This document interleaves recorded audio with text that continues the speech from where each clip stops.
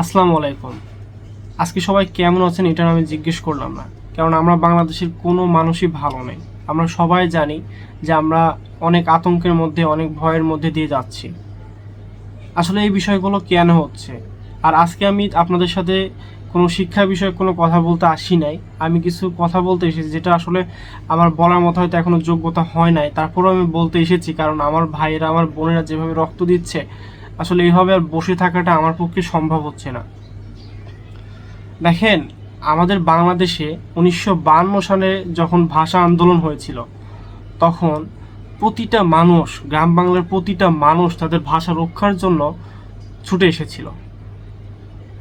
তার মধ্যে ছিল রফিক, সালাম, জব্বার, বরকত। তারা কিন্তু আমাদের পূর্বপুরুষ বা তারা আমাদের ভাই।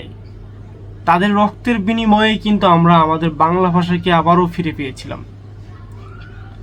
সেই 1952 সাল থেকে আজকে এসেছে 2024 সাল। আজকে 2024 সালে এসেও আমরা দেখতেছি রণক্ষেত্র পরিণত হয়েছে বাংলাদেশ।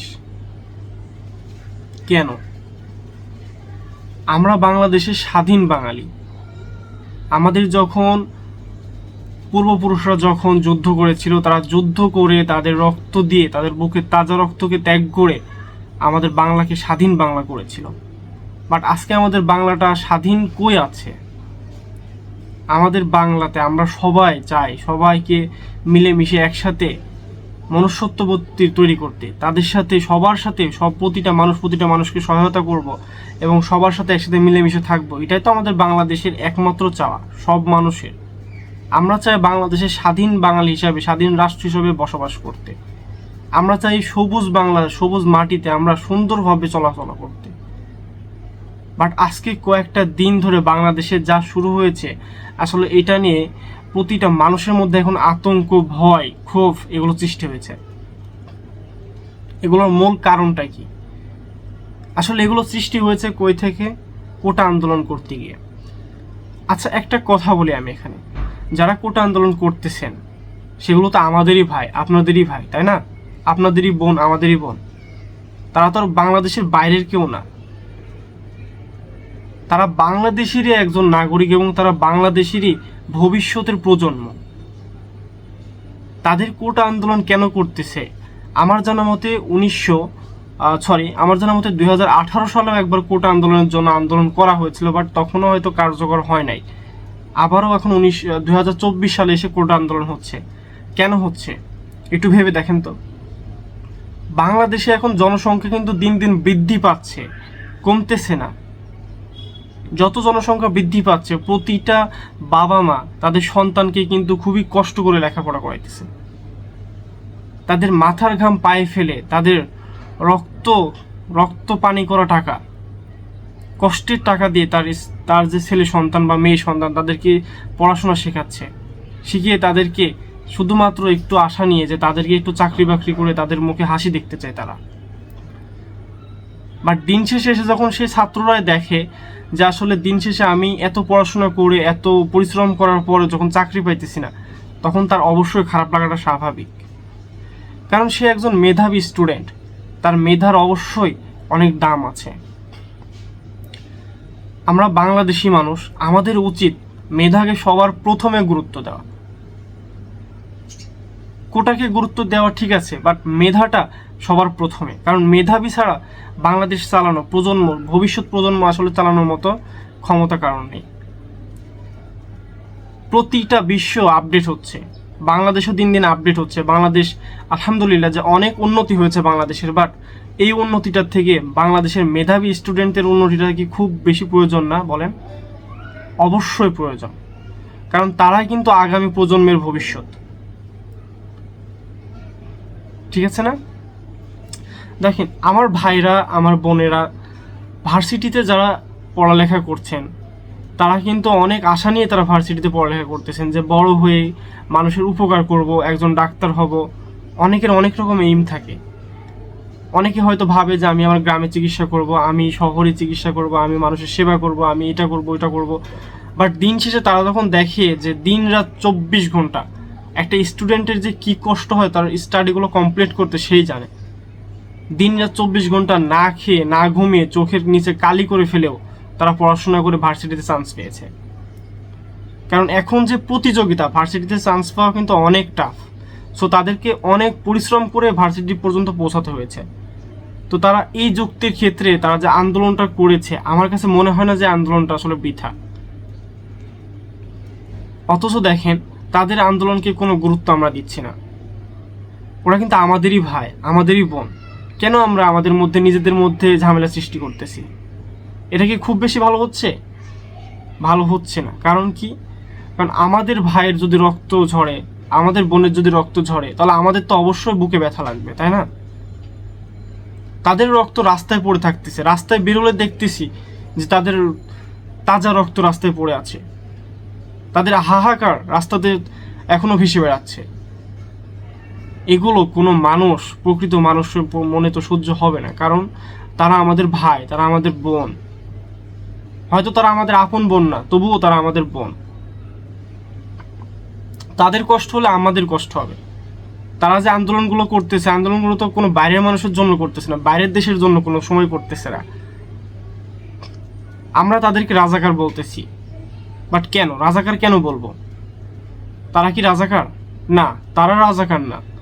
তারা যদি রাজাকারই হতো, তাহলে বাংলাদেশের পতাকা মাথায় পেঁচিয়ে, বাংলাদেশের পতাকা হাতে নিয়ে কখনো বাংলাদেশের জন্য যুদ্ধ করে যেত না। আমরা সবাই স্টুডেন্ট, আমরা সবাই চাই যে ভবিষ্যতে বড় হয়ে কোনো কিছু করে আমাদের বাবা মার মুখে হাসি ফোটাতে। আমরা চাই যে আমাদের বাংলাদেশের জন্য কিছু করতে, আমাদের বাংলাদেশের একটু উন্নতি করতে।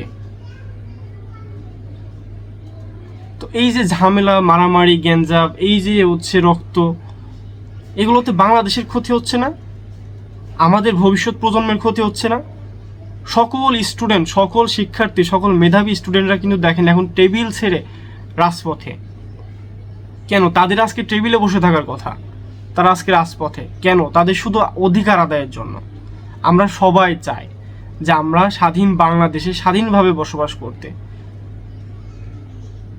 এই জিনিসগুলো দেখতে আমার সত্যি অনেক খারাপ লাগতেছে, যার কারণে আমি এই কথাগুলো বলতেছি। যদিও আমি কারোর বিরুদ্ধে কথা বলতেছি না, তাই প্লিজ আমার কথাগুলো কেউ মাইন্ডে নেবেন না। আমি জাস্ট কথা বলতেছি একজন স্টুডেন্ট হিসাবে, একজন শিক্ষার্থী হিসাবে কথা বলতেছি। তাছাড়া কারোর বিরুদ্ধে আমার কথা বলার ইচ্ছা আমার নেই। আমাদের বাবা মা যখন আমাদের পড়াশোনা করায়, তখন কিন্তু তাদের অনেক কষ্ট হয়, তাদের প্রচুর কষ্ট করতে হয়। তাদের ইনকাম, তাদের যে কষ্ট করা রক্ত ঘামানো যে টাকা, এই টাকাগুলো দিয়ে কিন্তু আমাদের কাছেই তারা খরচ করে, আমাদের জন্য তারা নষ্ট করে, আমাদের পড়াশোনার জন্য, যে আমাদের ছেলে মেয়েরা ভবিষ্যৎ প্রজন্মকে আরো উজ্জ্বলিত করবে। বাট আমরা দিন শেষে আমাদের নিজেদের মধ্যে মারামারি করতেছি, নিজেদের মধ্যেই ফাজলামি করতেছি, নিজেদের মধ্যেই রক্তারক্তি করতেছি। বাংলাদেশে ভার্সিটির মধ্যে এখন রণক্ষেত্রে পরিণত হয়েছে। পুরো বাংলাদেশ এখন আর বাংলাদেশ নেই, পুরো বাংলাদেশটা এখন মানে কি বলবো, বলতেও আমার কেমন জানি বুকের মধ্যে আঘাত লাগে যে পুরো বাংলাদেশের ছাত্রীরা সবাই অনেক নির্যাতিত হচ্ছে। তাদের আজকে রাজপথে কেন থাকতে হবে? তারা আজকে পড়ার টেবিলে থাকবে, বাট তারা আজকে রাজপথে আছে। আমার একান্ত মতামত, আমি কারোর বিরুদ্ধে যাচ্ছি না বা কারোর কথা বলতেছি না। সকল কিছুর মূলে কিন্তু মেধা। আমাদের মাথায় রাখা উচিত যে মেধাবী একজন মানুষ ছাড়া দেশ চালানো কিন্তু অনেক টাফ। দেশ চালাতে হলে একজন মেধাবী মানুষ অবশ্যই প্রয়োজন। দেশের উন্নতি করতে হলে মেধাবী শিক্ষার্থী অনেক প্রয়োজন। তো আমরা অবশ্যই মেধাকে সবার প্রথমে প্রায়োরিটি দেই। মেধাকে সবার প্রথমে প্রায়োরিটি দিলে কিন্তু আমাদের ভাইয়ারা, আমাদের যে বোনেরা যারা রক্তক্ষয় করতেছে, তাদের কিন্তু অনেক ভালো হবে। কারণ তারা কিন্তু অন্য কারোর জন্য করতেছে না, তারা আমাদের জন্য করতেছে, আপনাদের জন্য করতেছে, অন্য কারোর জন্য করতেছে না। আমাদের উচিত সবাই মিলে তাদের পাশে দাঁড়িয়ে আমাদের দেশটাকে সুন্দর করা। বাট আমরা এটা না করে আমরা করতেছি কি, আমরা নিজেদের মধ্যে মারামারি করতেছি, নিজেদের মধ্যে রক্তারক্তি করতেছি, বাংলাদেশকে রণক্ষেত্রে পরিণত করতেছি। এটা দেখে কিন্তু এখন সারা বিশ্বে কিন্তু এই খবরটা পৌঁছে গিয়েছে। সারা বিশ্বের চোখ এখন বাংলাদেশের দিকে। এটা কি খুবই ভালো দেখাচ্ছে? আমরা বাংলাদেশের স্বাধীন পূর্ব মানুষ, সেই মানুষগুলো কেন আমাদের নিজেদের মধ্যে ঝামেলা করব? যদি এমন হতো যে দেশে দেশে যুদ্ধ পেতেছে তাহলে একটা বিষয়, বাট আমাদের নিজেদের মধ্যে ঝামেলাটা হচ্ছে, এটা তো উচিত না আমাদের। আমরা মানুষ হিসেবে আমাদের কর্তব্য কি? সবাই সবার পাশে দাঁড়ানো। বাট আমরা এটা না করে সবাই নিজেদের মধ্যে ঝামেলা করতেছি। তাই ভাই প্লিজ আপনাদের কাছে অনুরোধ, আমি এখনো অনুরোধ করতেছি ভাইয়া, প্লিজ আমরা নিজেদের মধ্যে আর কোনো মারামারি না করি, নিজেদের মধ্যে কোনো ঝামেলা না করি। আমরা সবাই মানুষ, আমরা সবাই সবার ভালো চাই। বাংলাদেশটা আমাদের দেশ, বাংলাদেশটা আমাদের সোনার দেশ, সবুজ শ্যামলা দেশ। এই দেশটাকে আমরা চাই সুন্দরভাবে গড়তে, আমরা চাই না যে এই দেশটাকে নষ্ট করতে, আমরা চাই না অন্য অন্য উন্নত দেশের কাছে আমাদের দেশের দুর্নাম ছড়াতে। আমরা চাই অন্যান্য দেশের সাথে আমরা তাল মিলিয়ে তাদের সাথে উন্নতি করতে। সো ভাইয়া আমি এখনো বলতেছি, আমার একটাই কথা, যে আসলে কোটা ঠিক আছে, কোটা থাকবেই, কিন্তু তারপরও মেধাকে সব থেকে আমরা বেশি মূল্যায়ন করি। কারণ মেধা হচ্ছে জাতির মেরুদণ্ড। যে জাতি যত বেশি শিক্ষিত সে জাতি তত বেশি উন্নত, এটা আমরা সবাই জানি। তা আমরা যদি শিক্ষিতই না হই, আমরা যদি মেধাবী না হই, তাহলে আমাদের জাতি উন্নত হবে কিভাবে? আমাদের জাতি তো মেরুদণ্ডহীন হয়ে যাবে। তা আমাদের জাতিকে উন্নত করতে হলে মেধাকে সবার প্রথমে প্রায়োরিটি দেই আমরা, প্লিজ। আমি জানি হয়তো আমি একজন শিক্ষার্থী, আমার কথা হয়তো কেউ মূল্য দিবে না, আমি জানি। তবুও আমি কারোর বিরুদ্ধে কথা বলতেছি না, আমি জাস্ট আমার কথাগুলো, আমার ভাইদের রক্ত ঝরতেছে, আমার বোনদের রক্ত ঝরতেছে, আমরা এটার জন্য একটু আমাদের খুবই খারাপ লাগতেছে। তাই প্লিজ আমরা এটা থামাই। বাংলাদেশটা বাংলাদেশ নেই, বাংলাদেশটাকে আমরা সবুজ বাংলাদেশে রূপান্তরিত করতে চাই। তাই সবাই মিলে আমরা সহযোগিতা করে বাংলাদেশটাকে সবুজ বাংলাদেশে নিয়ে আসি। আমি ছাত্রছাত্রী ভাইদের উদ্দেশ্যে বলবো, আমাদের রক্ত যারা ঝরিয়েছেন, যারা আপুরা যারা কষ্ট করতেছেন, আমাদের জন্য রাজপথে নেমেছেন, তাদের উদ্দেশ্যে আমি একটা কথাই বলবো, আপনারা নিজেরাও আপনাদের আন্দোলন করতেছেন, আন্দোলন চালিয়ে যান, ঠিক আছে, বাট নিজেদের মধ্যে ঝামেলা না করি আপুরা ভাইয়ারা।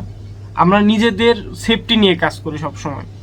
কারণ আমাদের কোনো ক্ষতি হলে আমাদের বাবা মার যাবে, আমাদের দেশের যাবে, আমাদের দেশের সম্পদ নষ্ট হচ্ছে। এই যে কয়েকটা ভাইয়া মারা গেল, কয়েকটা আপু মারা গেল, এটাতে কাদের ক্ষতি হয়েছে বলেন? আমাদের ক্ষতি হয়েছে। অন্য কারো কিন্তু, অন্য দেশের কিন্তু কোনো ক্ষতি হয় নাই, আমাদের দেশের ক্ষতি হয়েছে। তারা কিন্তু আমাদের দেশের উজ্জ্বল ভবিষ্যৎ ছিল, আমরা সেই উজ্জ্বল ভবিষ্যৎগুলোকে মেরে ফেললাম, গলা টিপে মেরে ফেলেছি। তা প্লিজ আপনাদের কাছে অনুরোধ করতেছি, আপনারা সবাই আমাদের সাথে যুক্ত হন এবং আমাদের ছাত্রদেরও আমাদের সহযোগিতা করেন এবং আমাদের দাবিগুলোকে আপনারা করেন, মেনে নেন। কারণ শিক্ষায় জাতি মেরুদণ্ড, শিক্ষাহীন জাতি মেরুদণ্ডহীন প্রাণীর মতো। সো আমি একটা কথা বলতে চাই, যে সবাই আমাদের বাংলাদেশের সবাই মেধাকে আমরা বেশি প্রায়োরিটি দিই, কারণ মেধা ছাড়া আমাদের বাংলাদেশ অচল। আর প্লিজ এভাবে আর আমরা রক্তারক্তি না করি, আমরা নিজেদের মধ্যে, আমরা সবাই ভাই ভাই, আমরা সবাই ভাই ভাই, আমরা সবাই ভাই এবং বোনের মতো। তাই প্লিজ কেউ কারো ক্ষতি না করি, আমরা সবাই নিজেদের মধ্যে সুন্দর মনুষ্যত্ববোধ তৈরি করে আমাদের নিজেদের দেশের জন্য উন্নতি করি, আমরা কারো ক্ষতি না করে আমাদের দেশের জন্য কাজ করে যাই। তো সবাই মিলে একটা কথাই বলতে চাই, আর যাদের রাজাকার বলেছেন, যাদের রাজাকার বলা হয়েছে, আসলে ওনারা রাজাকার না, ওনারা হচ্ছে স্বাধীন বাংলাদেশের স্বাধীন একজন মানুষ এবং তাদের মনে দেশপ্রেম জাগ্রত হয়েছে, তাদের মনে দেশপ্রেম আছে বলেই তারা কিন্তু মাথায় দেখবেন বাংলাদেশের পতাকা নিয়ে ঘুরতেছে, হাতে বাংলাদেশের পতাকা নিয়ে ঘুরতেছে। যদি রাজাকার হতো তাহলে বাংলাদেশের পতাকা মাথায় হাতে নিত না, তারা রাত জেগে মিছিল করতো না, তারা গুলি খাওয়ার পরেও, তারা মায়ের খাওয়ার পর, রক্ত ঝরানোর পরেও মিছিল করতো না, তারা পালাতো যদি রাজাকার হতো। তারা একজন দেশপ্রেমিক এবং তারা একজন সৎ মনের মানুষ, তারা যোদ্ধা, তারা মুক্তিযোদ্ধার মতো। তাদেরকে অনেক মূল্যায়ন করা হোক, তাদের দাবিগুলোকে গ্রহণ করা হোক, আমি এইটুকুই চাই। আমি একজন শিক্ষার্থী, বাট আমার ভাইয়েরা এমনভাবে রক্ত ঝরাচ্ছে, আসলে এটা আমাদেরও ভালো লাগতেছে না। তাই সবাই মিলে আমরা সবার জন্য শুভকামনা করি, সবাই আমরা দেশটাকে স্বাধীন বাংলাদেশ হিসাবে স্বাধীনভাবে চলাফেরা করি, কেউ কারোর ক্ষতি না করি, সবাই মিলে আমরা দেশের উপকার করি। তো এই ছিল হচ্ছে আমার কথা। আমার কথা যদি কারো খারাপ লেগে থাকে আমি তার জন্য খুবই দুঃখিত এবং লজ্জিত। আমি জানি যে আমার এগুলো বলার অধিকার এখন নেই, আমি স্টুডেন্ট, আমার এখন ওই লেভেলের অধিকার হয় নাই। তবুও আমি বলতে চাই, আমাদের ভাইদের রক্ত আর যেন না ঝরুক, আমাদের ভাইদের রক্ত, তাজা রক্তগুলো আসলে অনেক কষ্ট, তাদের পরিবারের কি অবস্থা হচ্ছে, তাদের পরিবারটা তো অনেক কষ্ট করতেছে, তাদের পরিবারটা তো ধ্বংস হয়ে যাচ্ছে, তার পরিবারের যে ছিল উনি তো সে মেন মাথাটা, সে মাথাটাই যদি না থাকে তাহলে সে পরিবারটা নষ্ট তো হবে, এটা স্বাভাবিক। তাই প্লিজ প্লিজ বাংলাদেশের সবাইকে আমি অনুরোধ করতেছি, সবাই আমরা একসাথে মিলেমিশে বাস করি, আমরা কেউ কারো ক্ষতি না করি, আর মেধাকে আমরা মূল্যায়ন করি। এই ছিল হচ্ছে আমার আজকের কথা। আমার কথা কেউ খারাপভাবে নেবেন না, আমি তার জন্য খুবই দুঃখিত। আমার কথা যদি কোনো জায়গায় ভুল হয়ে থাকে আমি তার জন্য খুবই খুবই সরি, আমাকে ক্ষমা করে দিবেন। আজকের মতো এখানেই শেষ। আসসালামু আলাইকুম।